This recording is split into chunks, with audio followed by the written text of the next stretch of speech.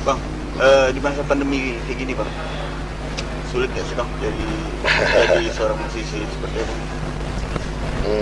Saya rasa pandemi ini sebenarnya sangat-sangat membunuh para seniman, khususnya talent, vendor, talent, ya para seniman lah, pekerja seni khususnya. Karena kalau yang namanya ditutupnya akses keramaian, pasti dampak yang duluan sulit dan kena itu pastilah seniman dan pekerja seni. Jadi setelah kita rasakan dari Maret sampai ke November, sekarang udah di akhir tahun, ternyata pandemi ini juga tidak hilang-hilang, dan pemerintah pun sulit untuk mencari solusi, untuk mencari solusi terbaik bagi seniman. Yang jelas kami juga seniman ini kan mengharapkan satu hasil itu dari satu karya ataupun dari satu perbuatan seperti perform dan sekalipun. Sekarang kalau bayangan kalau kafe tutup, misalnya kawan-kawan wedding nggak ada main, apa yang bisa diharapkan dari seniman? Karena seniman mengharapkan uang tuh per hari, bukan seperti ya, pegawai, ASN dan segala macam, itu kan 1 bulan sekali. Berarti secara tidak langsung pandemi membunuh seniman dong? Sangat, pandemi ini sangat membunuh seniman. Jadi kita bayangkan aja dampak, ya bukan hanya di Indonesia, bahkan di dunia juga seniman. Tapi ya kita lihat seniman Indonesia ini kan hidup aja morot marit kadang. Beda dengan di Eropa dengan kalau royalti masih berjalan ya masih tetap berjalan. Tapi kita tahu untuk di Indonesia ini royalti sangat carut marut. Iya. Nah itu yang menyulitkan. Seandainya di Indonesia ini dengan royalti yang bagus, tidak ada carut marutan tentang masalah royalti, mungkin kita bisa bertahan dengan hidup dari royalti. Ya. Sempat viral juga kan waktu Anji ngomong waktu masalah cover lagu itu ya bang. Betul, cover itu saya rasa ada baiknya ya dikeluarkan oleh YKCI, Yayasan Karya Cipta Indonesia, mengeluarkan satu peraturan bahwa setiap yang untuk mengcover yang dikomersilkan, karena YouTube sudah termasuk komersil, ya sudah termasuk, tidak dapat izin mendapat denda dengan rupiah ataupun denda hukuman. Itu saya rasa pembelajaran bagi seniman yang lain. Kenapa tidak berkarya? Nah, di situ kan di garis bawahi bahwa kalau dapat izin boleh. Yang mendapat sanksi ini kan seandainya tidak mendapatkan izin, tidak dapat izin dari pencipta, terutama pencipta, itu yang sulit. Ya jadi selama ini nih seandainya jadi seperti sapi punya susu, kerbau punya nama. Nah itulah yang terjadi. Jadi justru dilemanya sekarang itu yang cover yang lebih terkenal. Lebih terkenal dan lebih dapat duit akhirnya. Nah, yang sapinya ini diperah terus akhirnya. Yang dapat namanya kerbau, dapat untungnya kerbau gitu loh. Jadi saya rasa itu pembelajaran juga sangat positif dari YKCI. Nah, di masa pandemi ini bang, bukannya para seniman ini udah dikasih semacam bantuan dari pemerintah pusat ataupun dari Ekraf ini bang? Iya. Itu cuman dengar selentingan tapi tidak disosialisasikan, ya kita juga nggak tahu. Yang harus ditahu dari pemerintah bahwa seniman ini kan tidak terbatas banyak. Harusnya dari pendataan mereka itu pendataan lewat mana? Nah saya lihat katanya ada apa ya, CAPEN itu apa tadi? KCPN itu ya kan, itu dari pusat. Itu bantuan sangat bagus dari pusat, solusi untuk seniman bahwa nggak salah itu yang mengadakan virtual dapat bantuan dari pemerintah. Tapi itu tidak disosialisasikan, saya rasa tidak tepat guna. Kemana arah itu? Baru mungkin lah. Baru. Ya. Tapi yang lama juga nggak ada berita sampai sekarang. Oh, yang lama juga nggak ada? Nggak ada. Berarti nggak sampai. Iya. Nggak sampai. Inilah karena kelemahan dari daerah, karena kita tidak mempunyai asosiasi. Kalau daerah ini kayak Kalimantan Barat ini atau Pontianak ini kita mempunyai associate, otomatis asosiasi itu yang pemerintah memberikan kepada asosiasi ini yang menerjemahkan ke kawan-kawan musisi, baru dia terdaftar gitu loh kan. Musisi ini banyak, musisi yang hanya sekedar hobi, musisi yang sebenarnya meletakkan hidupnya untuk kehidupan dia dengan bermusik, atau musik yang hanya untuk main-main. Ini kan harus digarisbawahi, harus dipisah-pisahkan. Nah, bantuan-bantuan ini sampai merata tidak sih Pak? Kalau saya sampai saat ini saya tidak pernah tahu tuh bantuan. Saya aja tidak tahu bantuan itu ada atau tidak. Harusnya saya yang kategori orang yang paling masih bergerak dalam industri dan senior, harus saya lebih tahu. Oke. dari kondisi itu. Oke, itu mungkin dari pemerintah pusat ya Bang. Kalau dari Ya. pemerintah setempat, misalkan provinsi Atau ataupun kabupaten iya. ya, itu lebih parah, lebih tidak ada lagi. Hmm. Nah, ada waktu itu bantuan, nggak salah saya waktu awal-awal pandemi itu bantuan beras, sembako lah ya. Sembako ya. Sembako itu kan hanya mengganjal 1-2 hari. Berapa hari Bang? Hanya mengganjal 1-2 hari. Yang kita perlukan dari seniman adalah solusi. Ya. Ada satu kecemburuan sosial dari seniman. Bagi saya pribadi mewakili seniman, atau saya pribadi ini saya mengatakan kepada pemerintah provinsi atau pemerintah kabupaten. Ya. Kenapa ada perbedaan antara seniman dengan yang lain? Contohnya kayak acara keagamaan, acara ritual, acara apa itu boleh mengumpulkan massa. Apa bedanya kalau Iya. dengan seniman musisi membuat konser, apa bedanya? Nggak ada Kayak yang beda. kemarin itu ya. Ya kayak kemarin, Iya. contoh lah, banyak lah contoh kalau kita tahu. Banyak itu. Nah, kalau saya sebagai seniman bilang kalau tidak ya tidak semua. Kenapa harus seniman tidak? Yang lain boleh. Adil dong ya. Nah, ya, Iya. itu yang saya pikirkan di situ letak kenapa bukan saya tidak percaya sama pemerintah provinsi ataupun kabupaten, tapi di depan mata sendiri saya melihat hal itu. Kenapa ritual-ritual seperti mengumpulkan massa keagamaan boleh? Sama aja agama untuk memberikan satu pencerahan bagi umat, juga seniman juga memberikan satu pencerahan Iya. berbentuk entertain. Dan kenapa seniman tidak boleh dan itu boleh? Harusnya semua tidak boleh semuanya gitu. Nah, kalau abang nih Bang, kita nggak mau kritik tapi tidak memberikan solusi. Solusi terbaiknya buat para seniman ini apa sih Bang? Yang sebenarnya yang diinginkan para seniman ini apa sih? Seniman yang jelas kita selalu mengikuti protokol kesehatan. Kita selalu mengikuti, jangan persulit kafe, karena kafe itu tempat seniman untuk yang musisi kelas kafe. Jangan mempersulit izin, atau jangan mempersulit, atau dalam kerumunan boleh. Akhirnya sekarang ada yang boleh kerumunan dari ini boleh, Yeah. di daerah ini boleh. Kita harus buka mata, open your eyes, open mata kita semua, open pikiran kita semua. Karena saya orang yang bergerak setiap hari ke bawah. Jadi saya ngeliat ada kafe yang besar ini boleh, kok yang ini tidak boleh, yang itu boleh, yang ini tidak boleh, jadi nggak rata.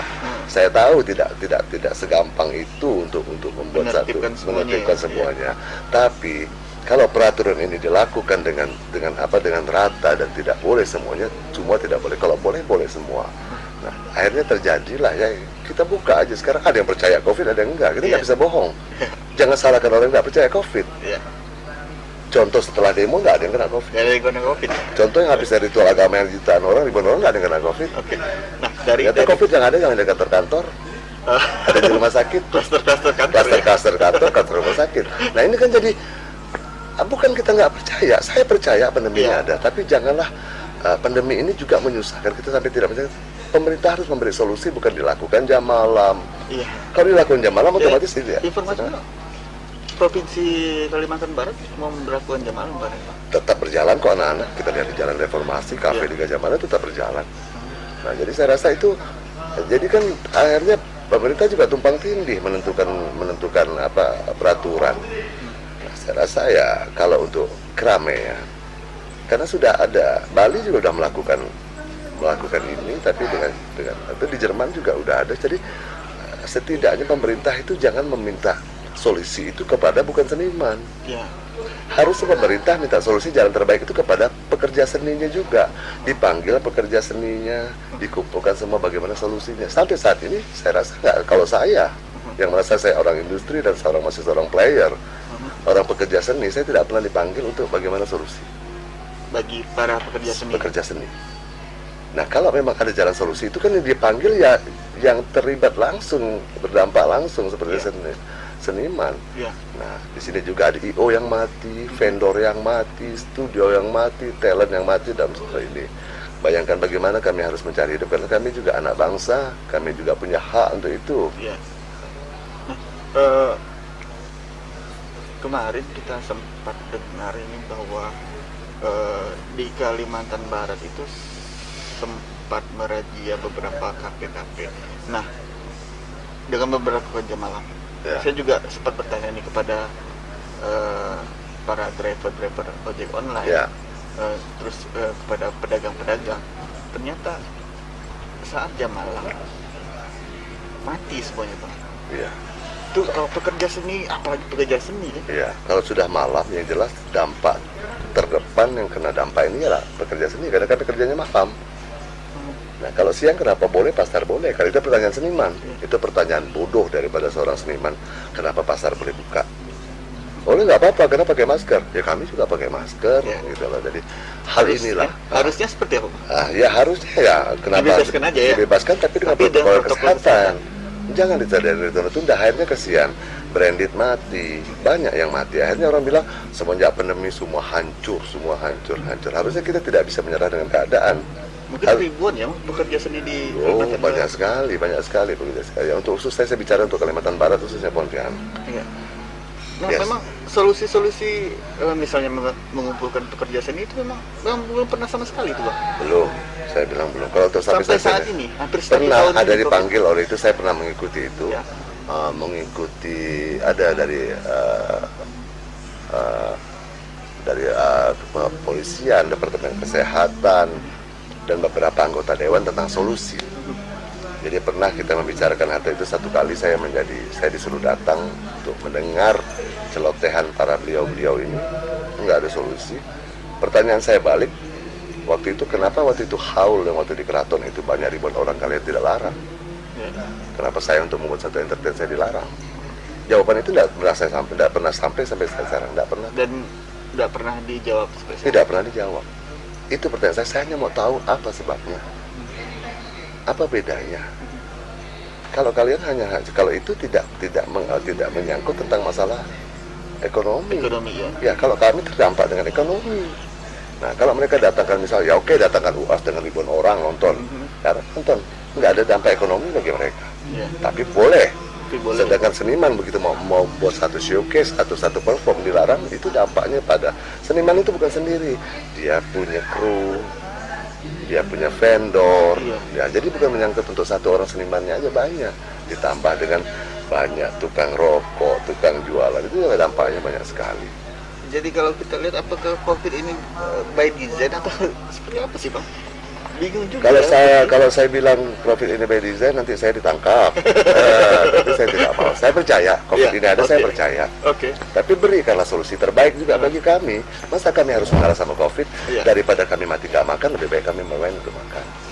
Nah, saya dalam kata orang Melayu itu, rumah kosong ya berantu, apalagi perut kosong. Nah, kalau seandainya gini, Bang, kalau seandainya dibolehkan nih satu mungkin kafe itu membuat satu event, tapi tetap dijaga oleh protokol kesehatan terus pihak keamanan. Nah, dari seniman itu sendiri mau nggak, Bang? Oh, sangat-sangat mau. Itu kan namanya kerjasama yang baik. Harusnya begitu. Lakukan aja show. Tapi pernah nggak disampaikan seperti itu kepada Tidak pernah sampai. Yang jelas kita baru mau buat 2 hari tiba-tiba keluar zona merah. Nah, itu yang sulitnya. Kita entertain ini kan tidak bisa dilakukan dengan 1 hari. Tetap harus ada perjalanan, persiapan A, B, dan C. Bayangkan persiapan ini aja kita sudah membutuhkan dana, membutuhkan tenaga, pikiran, dan waktu. Tiba-tiba mau di hari H, tiba-tiba bisa zona merah. Tiba-tiba betul langsung cut, tidak boleh satu ada entertain. Bayangkan persiapan yang sekian banyak. Begitu 3 hari kemudian zonanya hijau lagi dia. lagi gitu. Zona hijau pun tetap nggak boleh juga. Jadi ya itulah, saya rasa inilah yang membingungkan para seniman. Jadi saya meminta kepada pemerintah provinsi, berikanlah solusi terbaik. Sama-sama kita mencari solusi ini menyangkut tentang masalah orang banyak, kehidupan dan segala macam. Beda kalau di luar negeri kita disantuni. Di rumah pun kita bisa makan.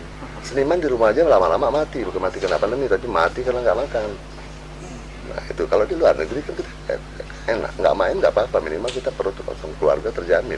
Sekarang bayangkan kalau kita nggak main, anak istri harus kasih makan apa?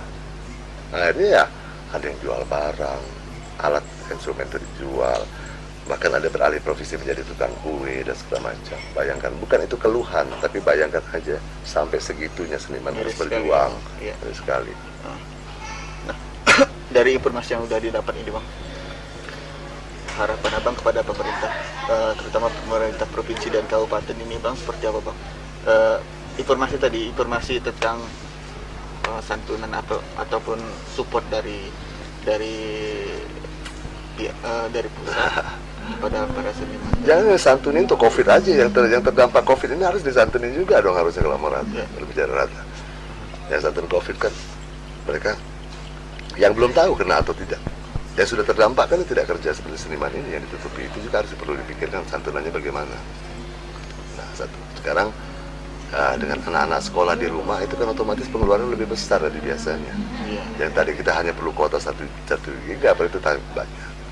Nah, itu yang dipikirkan bahwa dampak pandemi ini, saya hanya bicara hanya dalam frame saya sebagai seorang seniman dan pekerja seni, saya tidak bicara di luar itu. Teriakan saya malam ini juga, saya hanya teriak sebagai seorang seniman dengan dampak COVID. Harapan saya ke pemerintah, berilah solusi terbaik. Bagaimana walaupun dalam pandemi ini, bagaimana kami bisa dapat berhasil. Ya, kalau dibilang kami tidak takut, jelas kami tidak takut. Kenapa? Kami harus hidup. Iya. Lebih takut mati dari saya mati dari tidak. Sekarang kalau pandemi, kalau COVID katanya jika, tapi kalau tidak dengan ini kan sudah pasti mati. Sudah pasti mati kalau nggak makan, itu aja solusinya. Jadi jangan salahkan juga kalau kami bilang kami tidak takut. Bukan kami tidak percaya ya, tapi kami tidak takut. Nah, tadi ada informasi bahwa akan ada di support dari pemerintah pusat tentang ke konser-konser virtual. Nah, itu seperti apa sih Bang seharusnya kepada seniman ini sosialisasinya seperti apa? Kalau konser virtual itu kan tidak semua bisa dapat konser virtual, hanya beberapa yang didapat. Nah, seperti saya katakan tadi kan seniman ini kan ada terbagi banyak. Seniman yang betul-betul mengharapkan hidupnya dari seni, ada juga seniman yang hanya iseng-iseng, ada juga ada seniman yang merupakan hobi. Harusnya pemerintah bisa garis bawahi mana skala prioritas kan. Skala prioritas adalah seniman yang memang dari dulu dia mengharapkan kehidupan dari seni. Nah, itu yang saya rasa harus diberikan prioritas. Jika dibentukkan virtual, tidak bisa secara personal. Ya hanya personal selama 1 orang atau 2 orang aja. Ya itu ya kalau perlu deh. Bagaimana caranya virtual ini bisa menyangkut banyak seniman yang bisa dilibatkan. Berarti intinya komunikasi kan Bang? Ya komunikasi itu saya tadi bilang. Kalau untuk mencari solusi terbaik, ya kumpulkan seniman, kumpulkan event organizer. Dan itu belum pernah dilakukan selama ya sampai saat ini saya rasa Bung itu tidak efektif karena tidak mempunyai solusi. Yang jelas solusi yang kita mau adalah diperbolehkan dengan standar kesehatan. Nah, itu yang kita mau. Sampai saat ini kan walaupun kita berteriak dengan standar kesehatan tetap tidak dapat izin. Intinya seniman juga manusia dan seniman juga manusia, pemerintah juga manusia, kita semua manusia yang perlu hidup. Yang jelas dampak ini, pandemi ini, saya sekali lagi hanya berbicara di frame saya sebagai seorang seniman. COVID membunuh seniman, tapi seniman tidak pernah takut dengan COVID. Pesan kepada pemerintah. Ya, untuk pemerintah, berilah space sedikit waktu untuk seniman, bahwa kami juga anak bangsa, kami juga manusia yang butuh hidup. Kawan-kawan juga butuh ekonomi yang tidaklah seperti kita mengerti dengan kondisi ini, tidak minimal kami bisa hidup, kecuali santunan itu datang ke kami. Kami siap. Oke, 3, 2, 1.